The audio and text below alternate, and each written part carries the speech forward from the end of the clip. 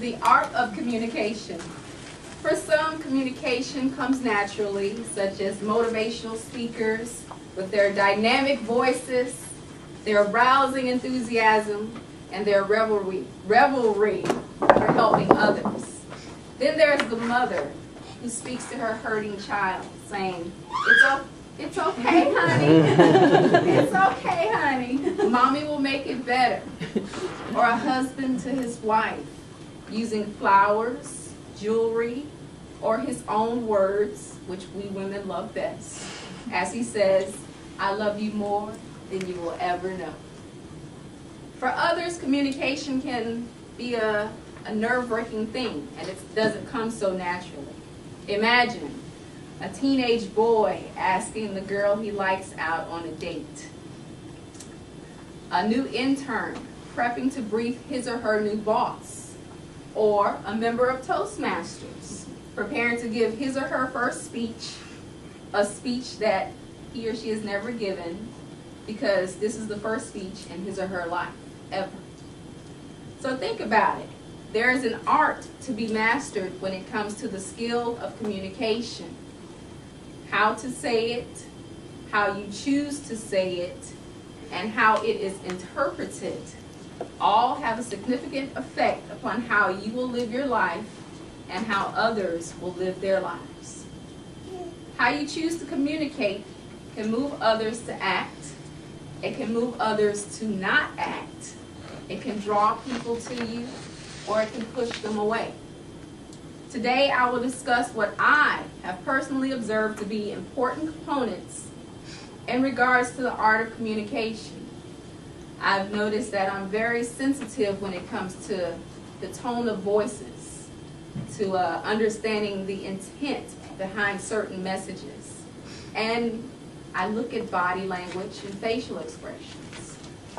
So think of this today as a workshop for men and women having difficulties or just want to improve their relationships, because communication is key in relationships.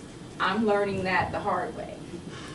Or it could be a workshop for parents and children seeking to find better ways to connect to each other. Again, communication is key. Or for those of you that are trying to simply understand what the art of communication is so that you can live a life with better understanding and clarity. First off, I will start off with tone. The tone of your voice, how you communicate through the spoken word or written word. I'm sensitive to nervousness, seriousness, charismatic, or even shady individuals. Just think about it. If you're talking on the phone and you hear a deep voice, usually you probably think that person is pretty serious because of the way their voice comes across over the phone. Or if you're talking to someone with a soft voice, or a raspy voice, right? If you're talking to someone who happens to have a softer voice, you might think that that person is unsure or lacking confidence. If you listen to a person who's speaking with a shaky voice, they might be a little nervous. If you listen to a person with a loud voice, they might be a bit obnoxious. Or if you listen to someone who is very articulate, what does that usually bring to mind? That they're knowledgeable. And so in saying that, from those being my observations, I've come to the realization that we should try to be more aware of how we incorporate and utilize our tones in daily conversations, and make it a conscious effort every day to be mindful of how our tone comes across to individuals.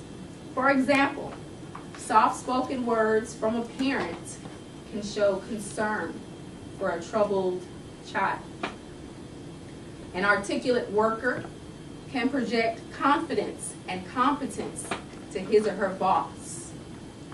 Or a smooth tone from your significant other can give you the impression that he or she has something up their sleeve.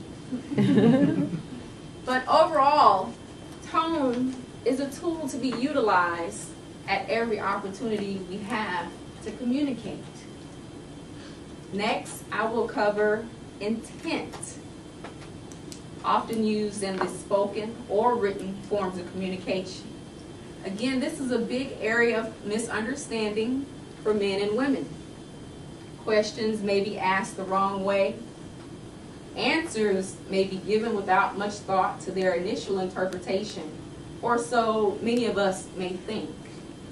But if you think about it and you ponder on it, your intent might convey that, if you think about it, you might think that, you might take the time to think, how does it sound to you? And that it may not sound that way to the individual you're speaking to. And that, I say that you should try to analyze your audience, whether it's your wife, your children, or whomever. Analyze your audience to better predict how they will understand the intent behind your message. Take the time to analyze your message before allowing it to come out of your mouth, or to put it in an email, or writing it in a letter. Intent is another communication tool in which taking a moment to ponder your statements or responses could save you a lifetime of hurt and discomfort. Finally, there's body language. How we react to someone's form of communication is often written all over your face and or body. Frowning conveys anger or unclarity. Smiles, you're happy and peaceful.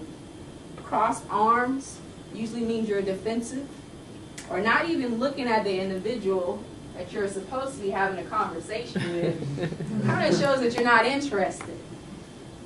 But being conscious of how we react to the one we are attempting to communicate with can make for a joyful or not so joyful experience. And so there you have it. There is an art to communication, but it takes a conscious effort to master it. Practice makes perfect, but being observant is the key. Tone, intent, and body. Body language all convey more or less than your mind's message may want you to. Just think about it, ponder on it, then communicate it. Mr. Toastmaster.